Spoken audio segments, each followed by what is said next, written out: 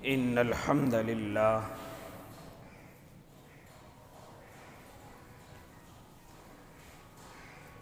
لله رب العالمين والعاقبة للمتقين والصلاة والسلام على سيد الأنبياء والمرسلين وعلى آله وأصحابه وأزواجه وذرياته أجمعين أما بعد فأعوذ بالله من الشيطان الرجيم بسم الله الرحمن الرحيم ألم يأن للذين آمنوا أن تخشع قلوبهم لذكر الله صدق الله العظيم وصدق رسوله النبي الكريم ونحن على ذلك من الشاهدين والشاكرين والحمد لله رب العالمين واجب الاحترام ساتھیوں، بزرگوں، نوجوانوں اور معصوم بچوں،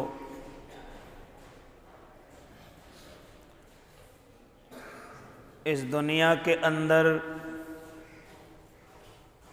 انسان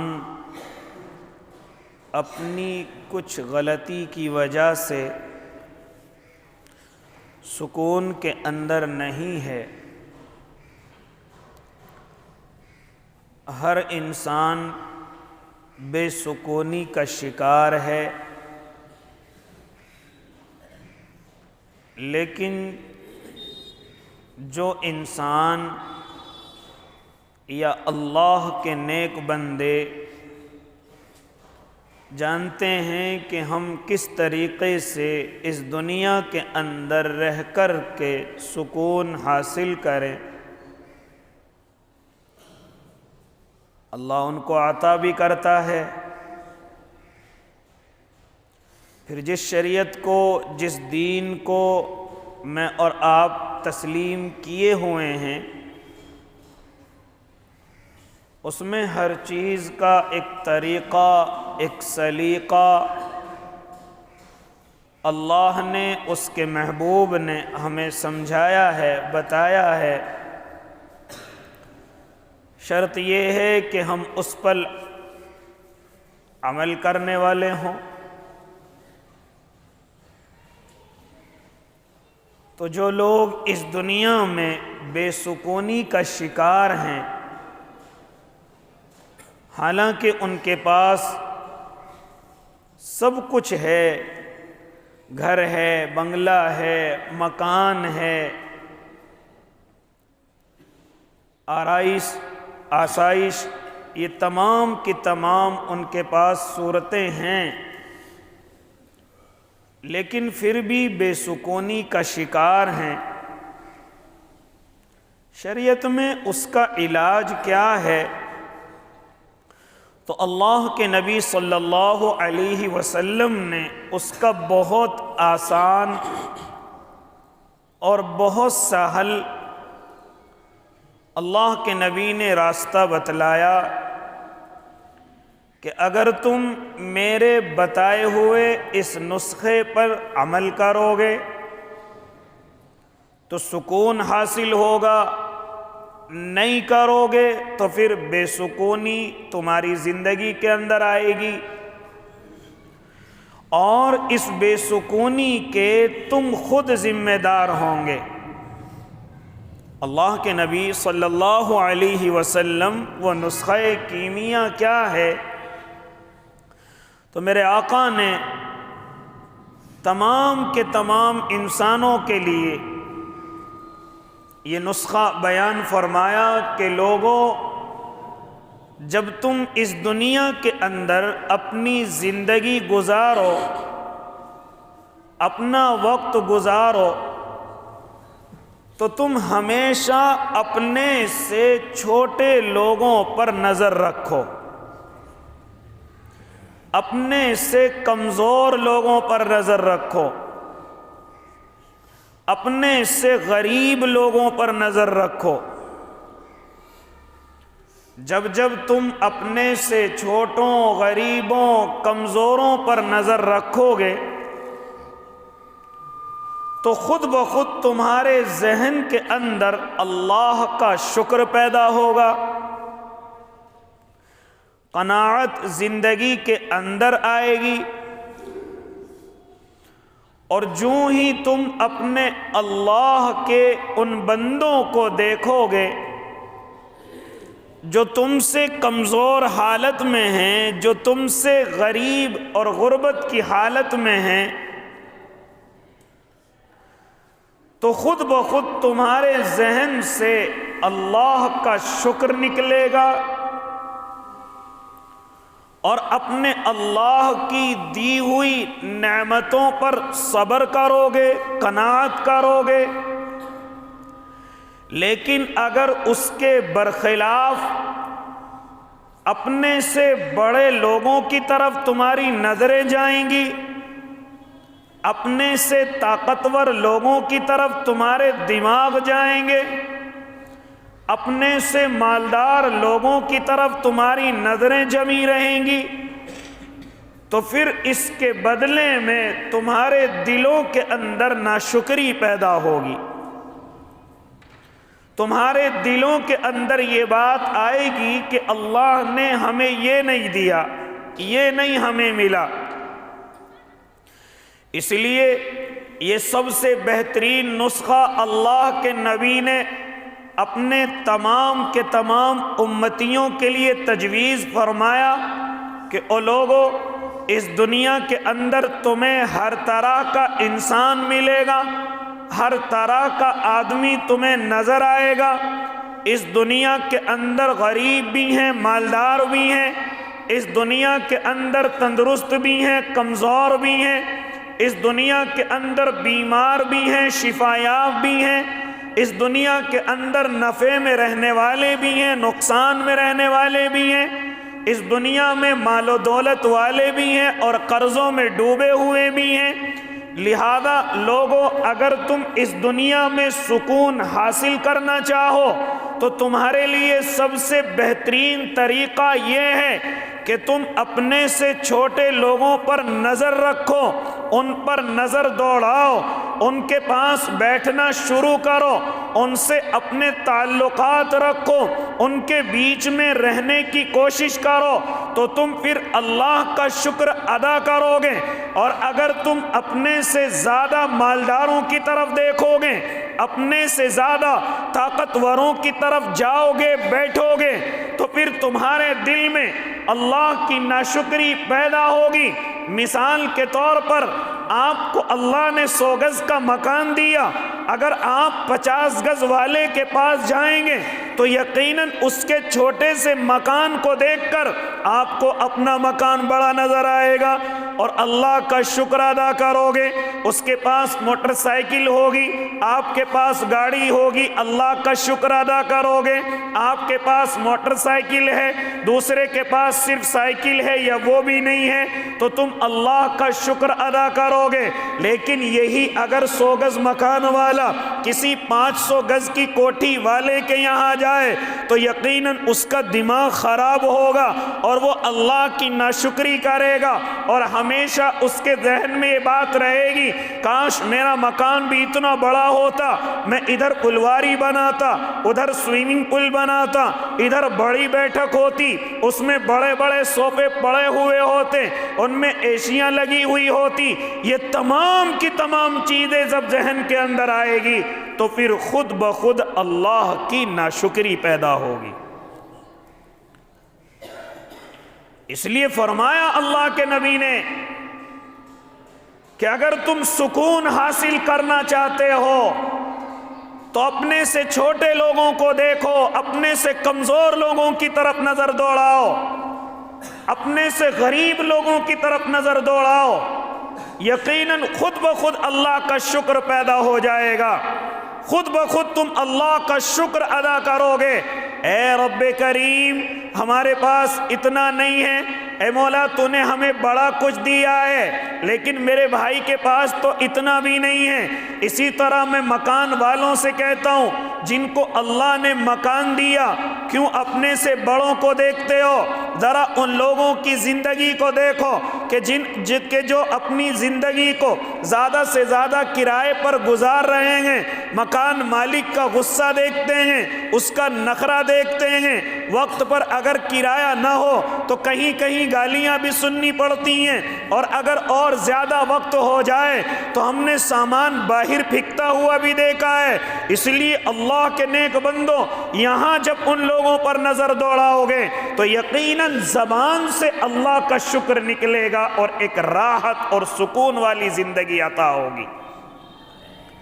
اسی طرح اگر تمہیں اللہ نے کرائے کا مکان دیا ہے تب بھی مایوس ہونے کی ضرورت نہیں۔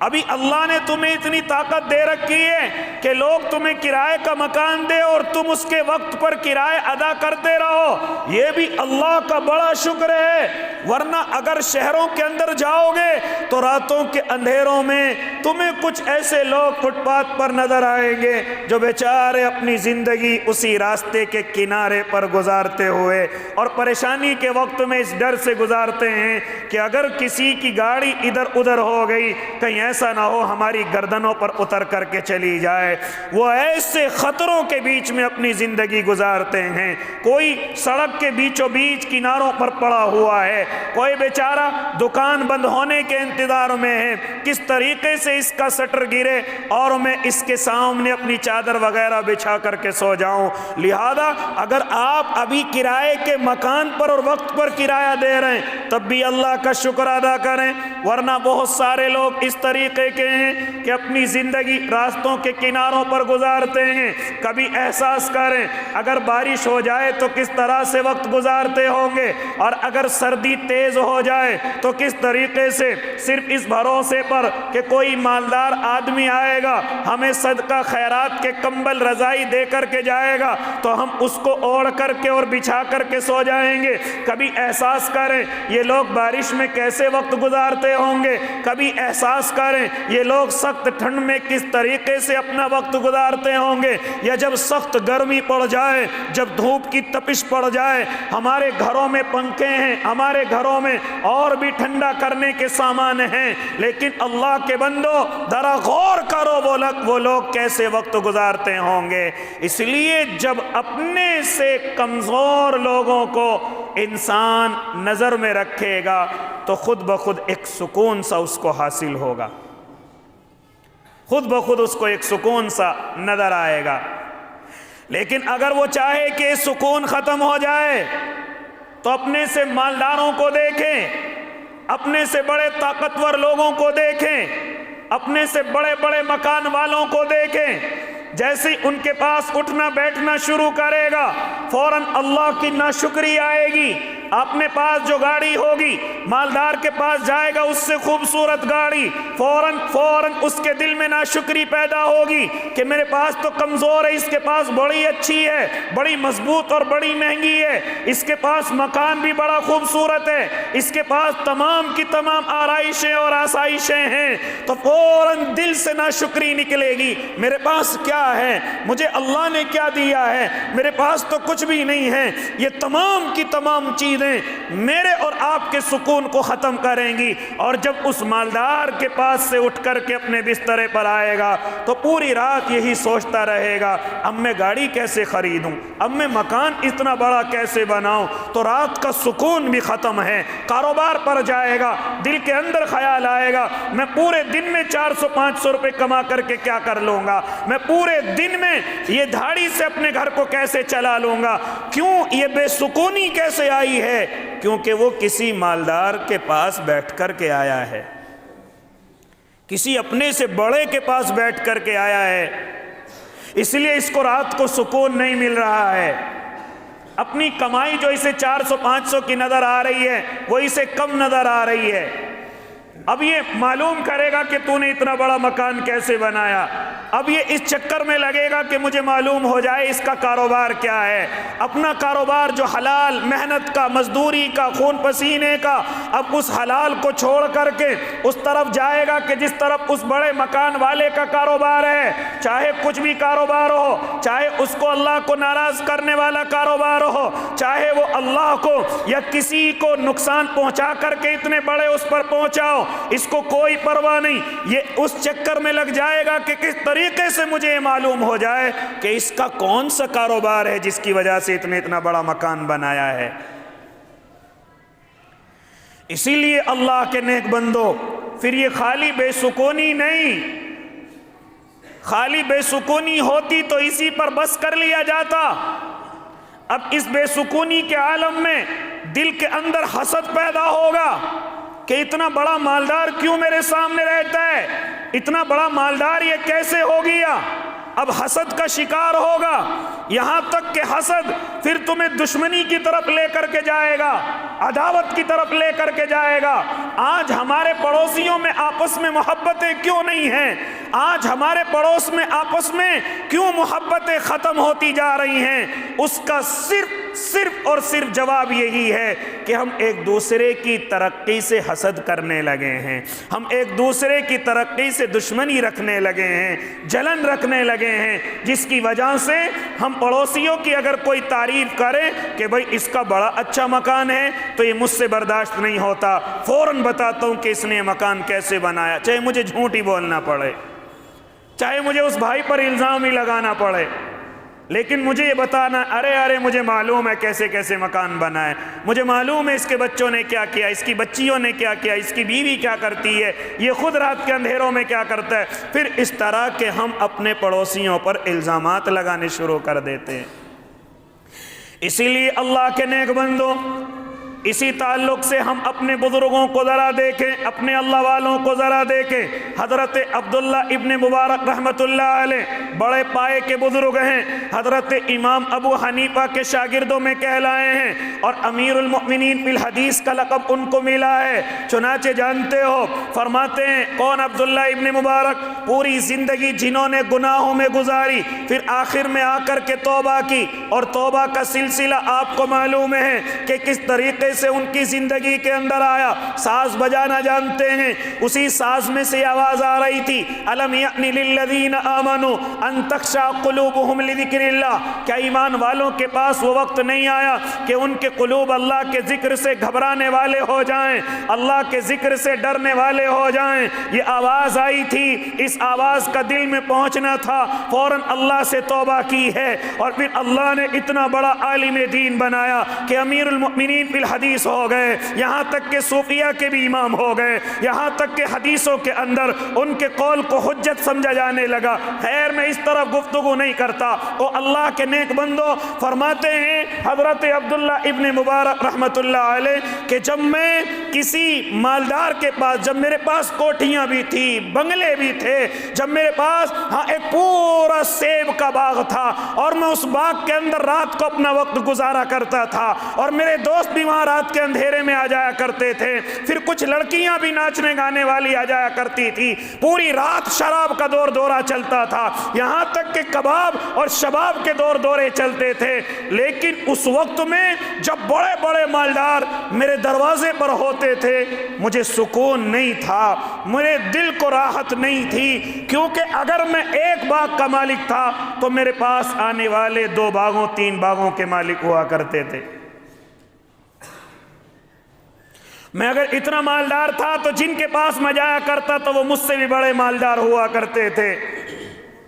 اور میرے دل کے اندر ہمیشہ یہ تمنا رہتی تھی کہ اب اس کے بعد میں ایک اور باغ خریدوں گا، پھر اس کے بعد اور زیادہ بڑا میں اس کے اندر فارم ہاؤس بناؤں گا۔ تو اس طریقے سے حضرت عبداللہ ابن مبارک اپنا اس وقت کا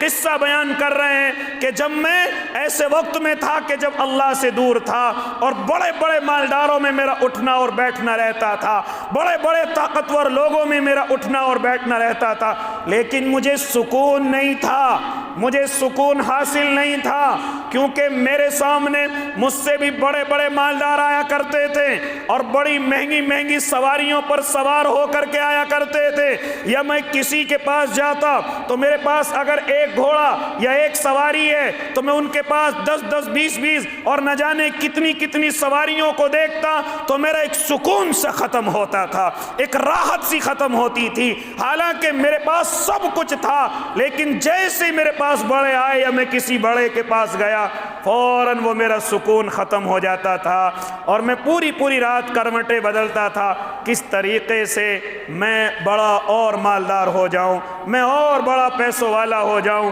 لیکن جیسے ہی مجھے اللہ رب العزت نے اپنے قریب کیا اور میں ساری چیزوں کو توڑ کر کے، ساری چیزوں کو چھوڑ کر کے جب اپنے اللہ کے دربار میں آیا، اپنے اللہ کو میں نے راضی کیا، اپنے اللہ کو میں نے منایا، تو پھر میں اب اس دین کی برکت سے، اس شریعت کی برکت سے، اب جب میں اپنے سے کمزور لوگوں کے پاس جاتا ہوں، دیندار لوگوں کے پاس جاتا ہوں، جن کے پاس بیٹھنے کے لیے بیڈ نہیں بلکہ صرف چٹائیاں ہوتی ہیں، ٹوٹے ہوئے بسترے ہوتے ہیں، جب میں ان کے پاس جاتا ہوں تو اللہ مجھے ایک سکون، ایک راحت عطا کرتا ہے جو مجھے اس وقت میں حاصل نہیں تھی، لیکن اب جیسے میں اپنے سے کمزور لوگوں سے تعلق رکھے ہوئے ہوں تو اللہ رب العزت نے مجھے ایک سکون والی زندگی عطا فرمائی ہے،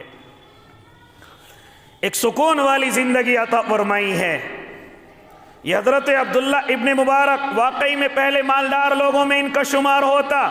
لیکن فرماتے کہ اس وقت مجھے کوئی سکون نہیں، مجھے اس وقت کوئی راحت نہیں، لیکن جیسے ہی سب کچھ چھوڑ کر کے میں اپنے اللہ کے یہاں آیا، پھر اپنے اللہ کے بندوں کے پاس بیٹھا اور پھر اپنے سے کمزور لوگوں کے درمیان میں بیٹھتا ہوں، یا جو اللہ سے ڈرنے والے حضرات ہیں ان کے درمیان میں بیٹھتا ہوں، تو اللہ کا شکریہ زبان سے ادا ہوتا ہے اور ایک سکون سا نصیب ہوتا ہے۔ اسی لیے کہ میرے بھائی یہ سکون اللہ کی عطا کردہ نعمت ہے، یہ پیسوں سے حاصل نہیں ہوتی، یہ بڑے مکانوں سے حاصل نہیں ہوتی، یہ ایئر کنڈیشن کمروں سے حاصل نہیں ہوتی۔ ہاں کسی نے کیا خوب کہا ہے کہ وہ لوگوں پیسوں سے بنگلہ، مکان اور اے سی، فریج، کولر، یہ تمام چیزیں خریدی جا سکتی ہیں، لیکن نیند کو نہیں خرید سکتا، لیکن سکون کو نہیں خرید سکتا۔ یہ سکون اللہ کی طرف سے ہوتا ہے۔ ذرا دیکھیں ہم اپنے سے بڑے مالداروں کو کہ بڑے بڑے اچھے ایئر کنڈیشن کمرے ہیں،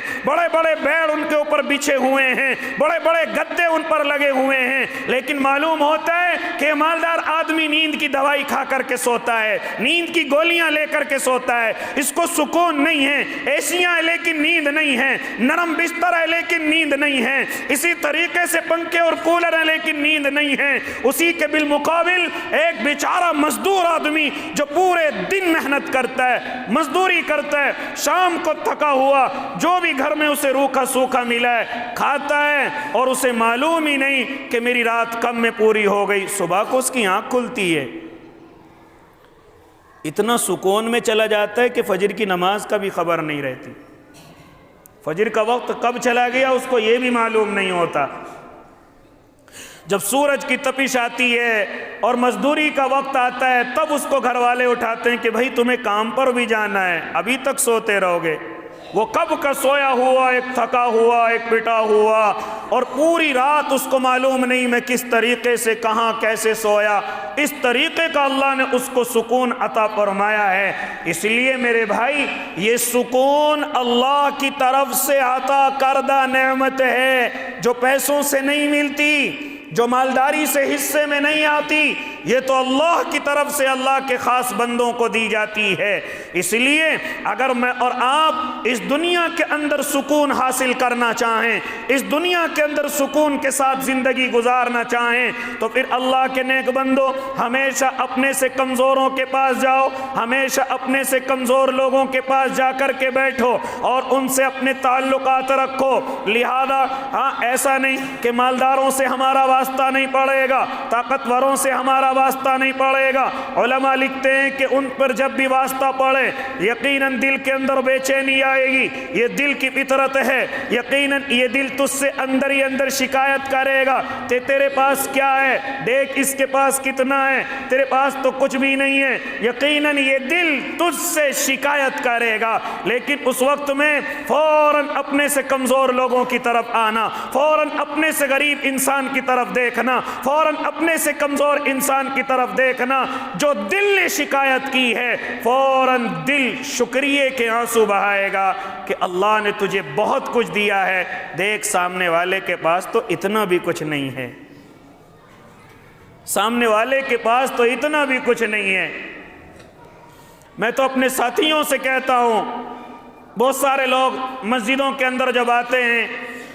تو اپنی چپلیں غائب دیکھ کر کے بڑے نقصان اور بڑے غصے کے اندر جاتے ہیں۔ او اللہ کے بندو، اللہ رب العزت تمہیں اور دلا دے گا، شاید لے جانے والا وہ ہوگا کہ جس کے پاس نہ ہوں گی، شاید اسے ضرورت ہوگی، شاید وہ بیچارہ اس کمزوری کے عالم میں آیا ہوگا کہ اس کے پاس نہیں، چلو مسجد سے لوگ نماز میں لگے ہوئے ہیں، نیتیں بندھی ہوئی ہیں، کون واپس پلٹ کر کے آئے گا، چلو ان کی چپلیں اٹھاؤ۔ حالانکہ حرکت غلط ہے، حالانکہ چوری ہے، چھوٹی ہو یا بڑی ہو، حالانکہ یہ بھی حرام کے اندر لکھا جائے گا۔ میں ان کی تعریف نہیں کر رہا ہوں یا ان کی میں سپورٹ نہیں کر رہا ہوں، کبھی آپ یہ سمجھنے لگیں نانا وہ غلط ہے، حرام ہے، ناجائز ہے، کسی بھی طریقے سے جائز کی صورتیں نہیں نکل سکتی جو اس طریقے کی حرکت مسجد کے اندر آ کر کے کرتا ہے۔ لیکن میرے بھائی، یہ آپ کی دل کی تسلی کے لیے کہنے لگا ہوں، اللہ نے طاقت دی ہے اور خرید لی جائیں گی اور پہن لی جائیں گی۔ کبھی کبھی شرم آتی ہے کہ ہم گھر تک ننگے پیر کیسے جائیں گے، ہم گھر تک اس طریقے سے بغیر چپلوں تک کیسے جائیں گے۔ ہاں، اس وقت میں ذرا سی شرم سی محسوس ہوتی ہے، لیکن کبھی خیال کر لینا کہ کچھ لوگ اس زمین پر ایسے بھی ہیں کہ جن کے پاس پیسہ تو ہے لیکن چپلیں پہننے کے لیے پیر نہیں ہیں۔ وہ بیچارے ویل چیئر سے یا اسی طریقے سے کسی چڑیا وغیرہ کا سہارا لے کر کے اپنے گھر تک پہنچتے ہیں۔ کبھی ان لوگوں کا خیال دل کے اندر لے آنا کہ اللہ نے کم از کم ہمیں پیر تو دیے ہیں کہ ہم اچھی سی چپل اور خرید کر کے پہن لیں۔ تو اس لیے جیسے ہی ہم اپنے سے کمزور لوگوں کی طرف جائیں گے، اپنے سے غریب لوگوں کی طرف جائیں گے، انشاءاللہ العظیم اللہ کا شکر دل کے اندر آئے گا، اور قناعت کے بڑے انبار کے ساتھ آپ لگ کر کے زندگی گزاریں گے۔ اگر اپنے سے مالداروں کی طرف جائیں گے، اپنے سے زیادہ مضبوط لوگوں کی طرف جائیں گے، تو اس کے ضمن میں اللہ کی ناشکری آئے گی، اللہ کی طرف سے شکایتیں آئیں گی، گویا کہ دل ہی دل میں ہم اپنے اللہ سے شکایت کر رہے ہوں گے، اللہ تو نے ہمیں دیا کیا ہے، اللہ ہمارے پاس تو کچھ بھی نہیں ہے۔ اس لیے اللہ کے نیک بندو، اسی لیے ہم بے سکونی کے عالم میں ہیں کہ ہم اپنے سے مالداروں کی طرف نظریں جمائے ہوئے ہیں، اپنے سے بڑوں کی طرف نظریں جمائے ہوئے ہیں۔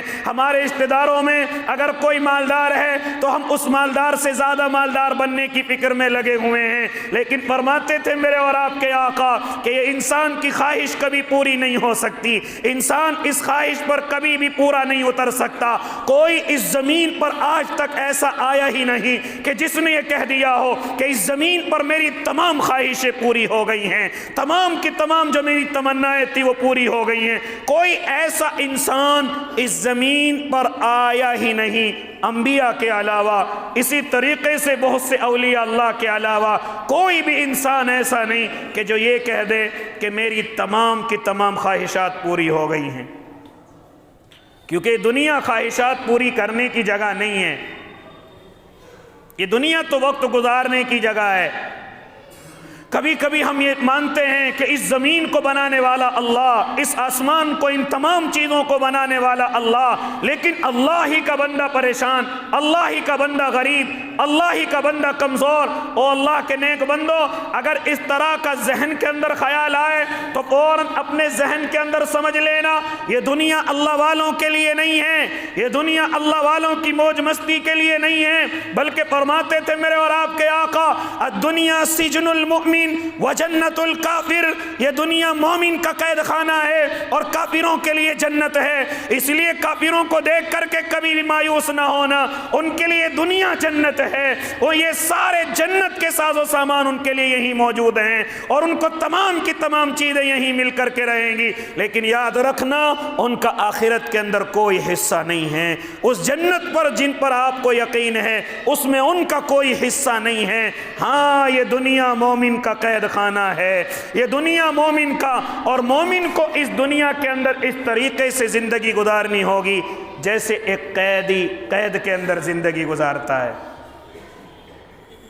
جیسے قیدی قید کے اندر زندگی گزارتا ہے، اس طریقے سے ایک مومن کو یہاں زندگی گزارنی ہوگی۔ وہی مومن کامیاب ہے جو یہاں قیدیوں کی طرح زندگی گزارے۔ قیدیوں سے مراد اپنے اللہ کے مطابق، اپنے محبوب کے مطابق، دنیا چاہے کتنی فیشن میں آ جائے لیکن مجھے اور آپ کو اپنے محبوب کا طریقہ اختیار کرنا ہے۔ چاہے دنیا کچھ بھی نئے نئے فیشن لے کر کے آئے لیکن ہمیں اپنے محبوب کے طریقے سے نہیں ہٹنا ہے۔ اس لیے اللہ کے نیک بندوں، جن لوگوں نے اس طریقے کا خیال اپنا اس زندگی کے اندر بنایا، اللہ نے ان سے بڑے کام لیے، اللہ نے ان سے بڑے دین کے کام لیے، بڑی شریعت کو پھیلانے کے کام لیے، اللہ نے ان سے اپنی محبتوں والے بڑے کام لیے۔ یہی چیز تو اللہ نے صحابہ اکرام کے دلوں کے اندر ڈالی تھی کہ ان کے دلوں کے اندر اللہ رب العزت کی محبت اور نبی کے طریقے پر چلنے کی ایک کڑھن ان کے دل کے اندر ایسی آ گئی تھی کہ بڑے سے بڑے مالداروں سے وہ کبھی مانوس نہیں ہوئے۔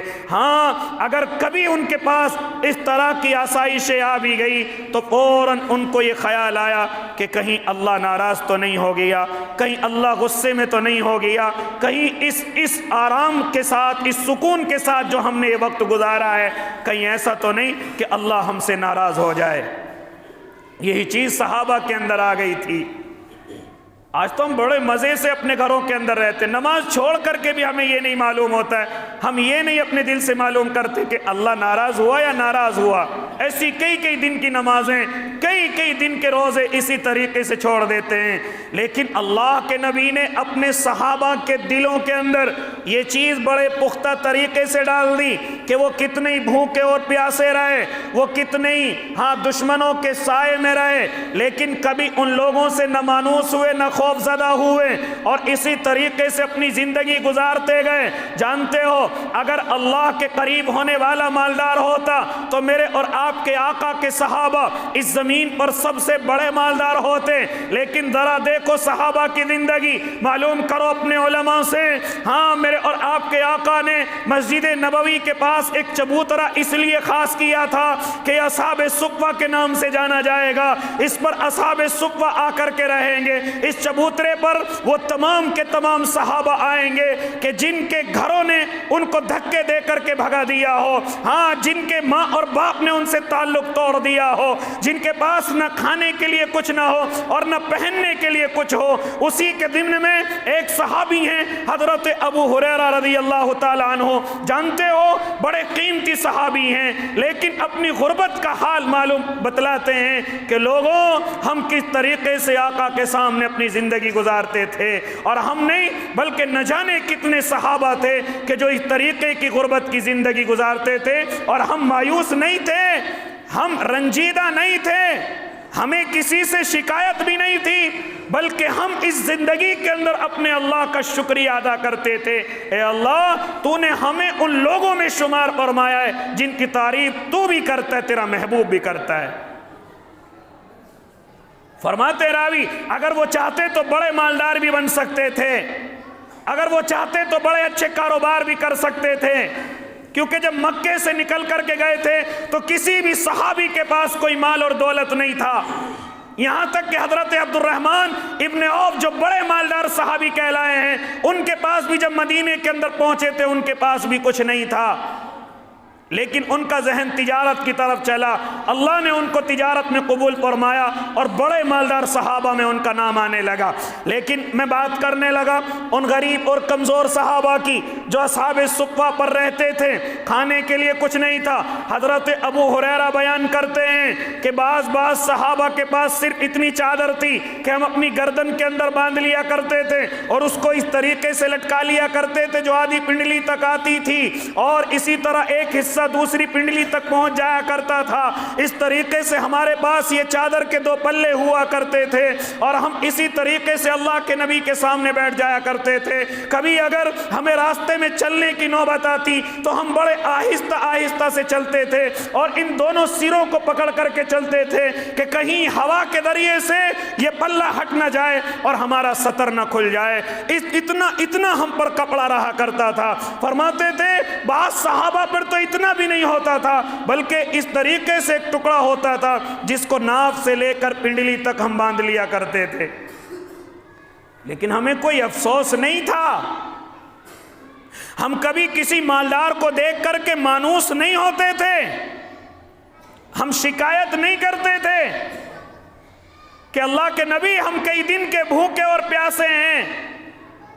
بلکہ ہماری تمنا یہ ہوتی تھی کاش ہمارا محبوب اپنے پردے سے اپنا چہرہ نکالیں اور کوئی وحی جو ان پر نازل ہوئی ہو وہ ہمیں بتا دیں، یا کوئی اپنی طرف سے ہمارے اوپر فرمان جاری کر دے۔ تبھی تو فرماتے ہیں کہ حضرت ابو ہریرہ تقریباً 5365 حدیثوں کے راوی کہلائے ہیں اور سب سے بڑے راوی کہلائے ہیں، لیکن وہ اپنا حال بیان کرتے کہ ہم اس طریقے سے زندگی گزارتے تھے۔ بعض صحابہ تو اگر سامنے والے کے پاس کوئی کپڑا ہوتا اسی کے پیچھے چھپ کر کے بیٹھ جاتے تھے، کیونکہ ان کے پاس پہننے کے لیے کچھ نہیں ہوتا تھا۔ بیان کرتے ہیں کہ ایک مرتبہ میں اپنے گھر سے نکلا، کئی دن کا فاقہ، کئی دن کی کمزوری، میں باہر نکلا کہ شاید کچھ کھانے کے لیے مل جائے، لیکن میں نے دیکھا کہ حضرت عمر اور حضرت ابو بکر صدیق رضی اللہ تعالیٰ عنہما وہ دونوں کے دونوں صحابہ بھی کھڑے ہوئے ہیں۔ میں نے معلوم کیا اے عمر ابو بکر کیا بات ہے، کیوں پریشان ہو؟ کہا کہ بھوک نے گھر سے نکال دیا ہے۔ حضرت ابو ہریرہ فرماتے ہیں کہ میں نے بھی کہا کہ میں بھی اسی وجہ سے گھر سے نکل کر کے آیا ہوں، میں بھی اسی وجہ سے باہر کی طرف آیا ہوں۔ چنانچہ یہ تینوں بھی گفتگو کر رہے ہیں کہ اللہ کے نبی سامنے سے آتے ہوئے نظر آئے۔ فرمایا میرے صحابہ شاید تمہیں بھوک کی شدت ہے، شاید تمہیں بھوک کی تکلیف نے گھر سے نکال رکھا ہے۔ ہم نے نعم میں ہاتھ سر ہلایا اور کہا ہاں یا نبی اللہ، اسی شدت میں ہم کھڑے ہوئے ہیں۔ فرماتے میرے اور آپ کے آقا چلو پھر میرے ساتھ چلو، ہم اپنے دوست کے ایک باغ کے اندر چلتے ہیں۔ چنانچہ میرے اور آپ کے آقا محمد عربی ان تینوں صحابہ کو لے کر ایک باغ کے اندر پہنچے ہیں۔ وہاں جا کر کے دیکھا کہ باغ کے مالک صحابی تو موجود نہیں، لیکن ان کی محترمہ موجود ہیں۔ چنانچہ اللہ کے نبی وہاں جا کر کے بیٹھتے ہیں۔ وہ محترمہ خوش ہو گئی، راضی ہو گئی، فرماتی ہے کہ آج میری خوشی کی کوئی انتہا نہیں کہ آج میرا محبوب میرے باغ کے اندر آیا ہے اور ان کے ساتھ صحابہ بھی ہیں۔ چنانچہ میرے اور آپ کے آقا سے محترمہ فرماتی ہیں اللہ کے نبی ذرا سی دیر آپ تشریف رکھیں، ذرا سی دیر آپ بیٹھے رہیں، میں ابھی ایک بکری کا بچہ ذبح کر کے آپ کے سامنے لاتی ہوں۔ چنانچہ میرے اور آپ کے آقا فرماتے ہیں محترمہ ہاں کوئی دودھ والی بچی ذبح نہ کرنا، کوئی دودھ والی بکری ذبح نہ کرنا۔ کہا نہ اس سے الگ ذبح کی جائے گی۔ معلوم ہوا کہ دودھ والی بکری کو ذبح کرنا یہ درست نہیں ہے، ٹھیک نہیں ہے، اس لیے وہ اللہ کی نیک بندی گئی ہیں، بکری کا بچہ ذبح کر کے بھون کر کے لائی ہیں۔ جیسے ہی تینوں چاروں کھا کر کے فارغ ہوتے ہیں، لیکن تھوڑی دیر کے اندر ہی حضرت عمر حضرت ابو بکر کی زبان پر آتا ہے کہ اللہ کی یہ نعمت ہمیں ملی ہے، لیکن کل قیامت کا میدان ہوگا، ثم لتسألن یومئذ عن النعیم، اس دن ہر کسی سے اس کی نعمتوں کے بارے میں سوال کیا جائے گا۔ اللہ ہم سے سوال کرے گا، یعنی کئی دن کے بھوکے اور پیاسے جب یہ چیز ان کو کھانے کو ملی ہے تو فوراً دل کے اندر یہ احساس آ رہا ہے کہ اللہ ہم سے سوال کرے گا، اللہ ہم سے اس نعمت کا بھی سوال کرے گا۔ اور لوگوں آج ہمارے پاس کتنی نعمتیں اللہ کی ہیں، لیکن کبھی خیال آتا ہے کہ اللہ ہم سے ان نعمتوں کے بارے میں سوال کرے گا۔ اس گھر، مکان، یہ کپڑے، یہ جوتے، یہ گاڑیاں، یہ بنگلے، ان تمام کی تمام چیزوں کا اللہ ہم سے سوال کرے گا۔ کبھی ہم نے اس چیز کا خیال کیا؟ اگر یہ خیال ہمارے ذہن کے اندر بیٹھ جائے تو شاید ہم زیادہ اس دنیا کے پیچھے بھاگنے اور دوڑنے کی کوشش نہ کریں۔ اس لیے اللہ کے نیک بندو، اگر ہم اپنے سے بڑے مالداروں کی طرف دیکھیں گے، اپنے سے بڑے مالداروں کی طرف آئیں گے تو کبھی اللہ کا شکر ادا نہیں کریں گے، اور اگر اپنے سے کمزور لوگوں کے درمیان درمیان میں رہیں گے تو انشاءاللہ خود بخود اللہ کا شکر ادا ہوگا۔ میں تو اپنے بھائیوں سے جو مجھ سے ملنے جلنے والے ہیں، جب ان پر 1 روپیہ آ جاتا ہے تو کہتے کہ نہیں سمر گارڈن اچھا نہیں ہے، ہم تو شاستری نگر جا کر کے رہیں گے۔ وہ کہتے نہیں شاستری نگر نہیں، دلی میں بہت اچھے اچھے فلائٹ ملتے ہیں۔ اور لوگوں، جو سکون اللہ تمہیں یہاں دے رہا ہے، اللہ کی قسم ان کالونیوں میں تمہیں نہیں ملے گا، ان سوسائٹیوں میں تمہیں نہیں ملے گا۔ کیوں؟ اس لیے کہ وہاں تم سے بڑے بڑے مالدار بیٹھے ہوئے ہیں۔ یہاں اللہ نے تمہیں 2 روپے دے رکھے، سب تمہاری قدر کرتے ہیں، تمہیں بلاتے ہیں، مشورے کرتے ہیں، عزت دیتے ہیں، پاس بٹھاتے ہیں۔ یہ چیز تمہیں وہاں نہیں ملے گی، کیونکہ وہاں کے اعتبار سے تم بڑے غریب کہلاؤ گے۔ یہاں کے اعتبار سے مالدار ہو، لیکن وہاں کے اعتبار سے تم غریب کہلاؤ گے۔ اس لیے اپنے سے کمزوروں میں رہو گے، اللہ کا شکر ادا کرو گے۔ اپنے سے مالداروں میں جاؤ گے، زبان پر اللہ کی ناشکری آئے گی۔ اس لیے اللہ کے بندو، اگر سکون حاصل کرنا چاہتے ہو تو اپنے سے کم تر لوگوں کو دیکھو، اللہ سکون عطا کرے گا۔ مالداروں کو دیکھو گے تو بے سکونی۔ انشاءاللہ العظیم اللہ ہم سب کو عمل کی توفیق عطا فرما دے۔ آمین۔ وآخر دعواہم الحمدللہ۔